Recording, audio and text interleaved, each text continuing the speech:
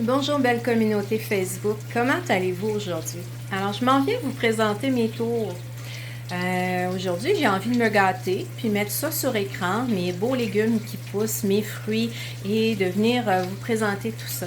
Alors j'ai décidé de commencer là sous une ouverture de tour, un espace de culture en fait. Vous voyez l'eau qui circule à l'intérieur, hein? J'explique toujours le concept que on a un bassin d'eau rempli là, par exemple pour la tour Flex avec 20 gallons d'eau, une tour Home avec 13 gallons d'eau et à toutes les 45 minutes, l'eau va être propulsée là, via la colonne interne de la tour et ruisseler par la suite pour aller arroser chacune des petites racines. Alors, c'est le petit bruit de cascade qu'on entend pour 5 minutes, puis ça va s'arrêter par la suite et recommencer 45 minutes plus tard. Alors, on sait qu'avec une tour, on va utiliser 98% moins d'eau et que ça va être 100% recyclé parce que les nutriments et l'eau qui circulent retournent dans le bassin et par la suite, ce sont les mêmes qui vont remonter. Alors, c'est pour ça que c'est très écologique une tour.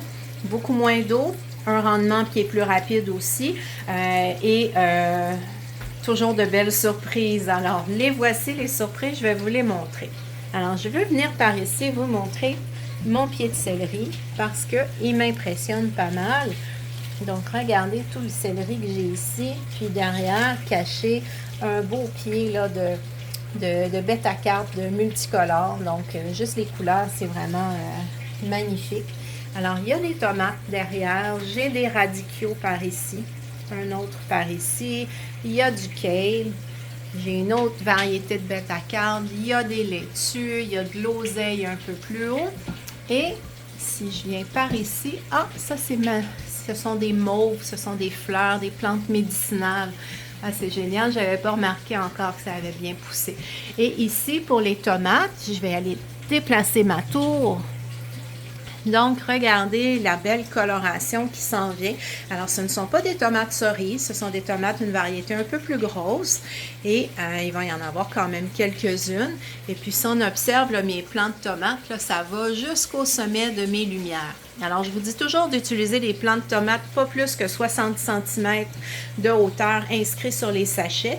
Mais comme vous pouvez le voir, dans une tour, ça pousse tellement bien là, que ils s'en sont donnés allègrement et puis ils ont monté jusqu'en haut. Si je change de tour maintenant, j'arrive sur ma deuxième où il y a beaucoup de poivrons.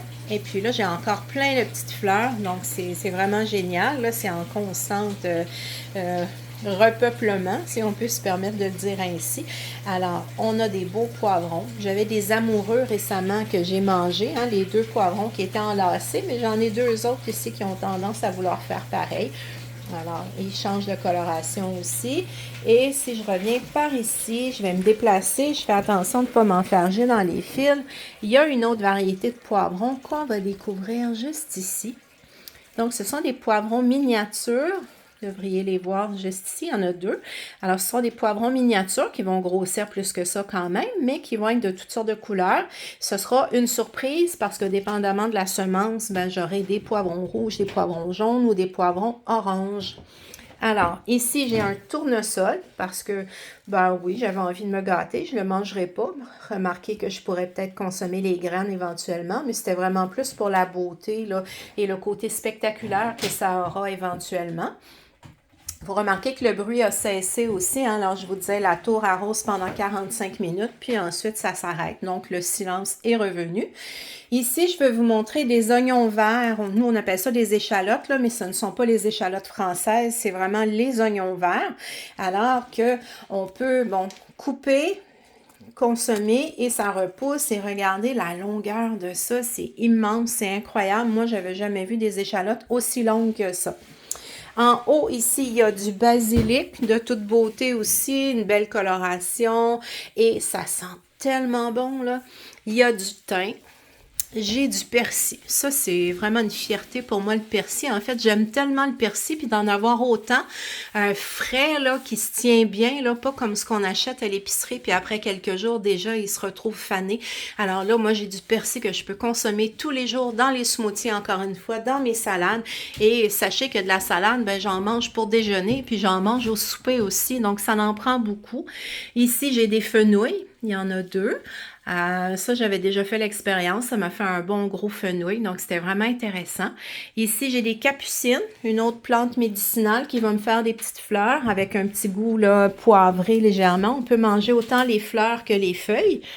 Et puis, mon plant de concombre, ce sont des nouveaux concombres que j'avais repartis, là, qui commencent à peine là, à me faire des petites fleurs, mais c'est vraiment une belle surprise. Là. Je les découvre aujourd'hui, là, presque en même temps que vous. Il y aura une autre variété de tomates ici. Il y a de la salade qui est cachée là, un petit plant de chou-fleur. Et puis ici, ben, il y a les fraises. Donc, les fraises, ça, j'adore ça. C'est toujours un plaisir. Quotidiennement, je viens polliniser mes fleurs. Puis par la suite, ben, on obtient les petits fruits comme ceux-ci. Et ensuite, ben, qui vont se colorer tout doucement, continuer de grossir légèrement. Puis une fois qu'ils sont bien, bien rouges, ben, ils sont délicieux, délicieuses à manger. J'en ai mangé une tout à l'heure. Donc, ce sont des fraises alpines rouges. J'ai déjà fait pousser des fraises alpines blanches que je vous mentionnais. Elles sont très bonnes aussi. Mais entre les deux, là, j'ai un petit coup de cœur pour les rouges, mais l'été prochain, à l'extérieur, j'aurai des fraises alpines blanches parce que les plants de l'année dernière, je les ai tous sortis à l'extérieur au printemps parce que j'ai voulu mettre une tour à l'extérieur. Donc, je vidais ce qu'il y avait en dedans. Autant les tomates, les poivrons, j'ai replanté ça au jardin, puis ça a permis de poursuivre la culture. Donc, c'est un peu ça, mes jardins chez moi, de quoi ça a l'air. Et puis, la troisième tour, ben, ça viendra sous peu. Je peux quand même refaire le tour juste pour vous la remontrer. Donc, c'est la tour ombre. On observe là, le diamètre qui est moins gros. La base aussi qui est différente. On a 13 gallons d'eau versus 20 gallons d'eau sur l'autre. Et il y aura des petits semis que je viendrai positionner à l'intérieur éventuellement. Ils sont en train de pousser, donc je vous referai là, un petit film pour ça éventuellement. Alors, ben, venez m'écrire en commentaire hein, comment vous les trouvez mes tours, puis comment ça se passe chez vous avec vos tours. Est-ce que vous en avez une? Est-ce que vous envisagez d'en acheter une? Qu'est-ce que vous avez envie de faire pousser? C'est quoi là, vos coups de cœur jusqu'à présent, puis c'est quoi là, vos envies les plus folles là, pour faire pousser là, à l'intérieur? Est-ce que vous avez essayé les cerises de terre? Avez-vous essayé la rhubarbe? Donc, venez me parler un petit peu, c'est toujours très, très agréable là, d'échanger avec vous. Alors, je vous souhaite un très bon vendredi, un très, très beau week-end, puis je vous dis à très bientôt.